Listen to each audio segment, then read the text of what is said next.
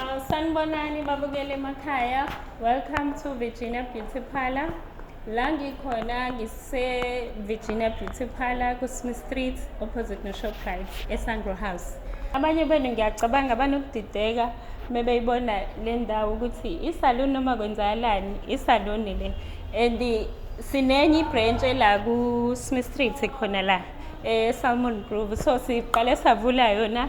Sathi sesivulile yona sabona ukuthi no kumele sithi ukunyusa kahle i-standard sase savula le because abanye benu basebenzela emakhaya futhi ama-client abo baba nokusaba ukuthi eyi kuselokishini khalibhamu yabo akukho safety. So lana nginiphathele indawo enhle kakhulu e-safe, inamakhamera, security tight, sinane-Wi-Fi la ngaphakathi esaloni. But yes, isaloni la. So yinhle kakhulu le salon, idizayine kahle niyayibona nani.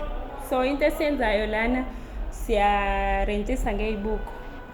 Umuntu interested ukurentisa ngey'buko angeza, but ngizokuchaza lokho mase ngizoqeda ukukhuluma. So into ekhona la esinayo sine-Wi-Fi, sine-parking, i-security tight, sinayo futhi amakhamera, ama-toilet futhi akhona ngaphakathi la.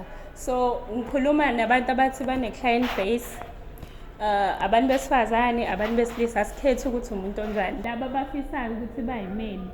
So ngibiza wonke umuntu othi yena ufuna ukuyimela, ayiqalile ibhizinisi, angeza sikhulume naye because isibuko sethu lana it's 1.5 and leyo mali incane kakhulu. For indawo enhle kanje guys, incane kakhulu leyo mali.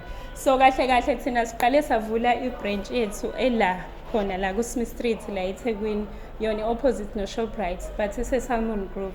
So sike sacabanga sabona ukuthi no cause leyana it's a VIP salon and ayikho nkulu kangako.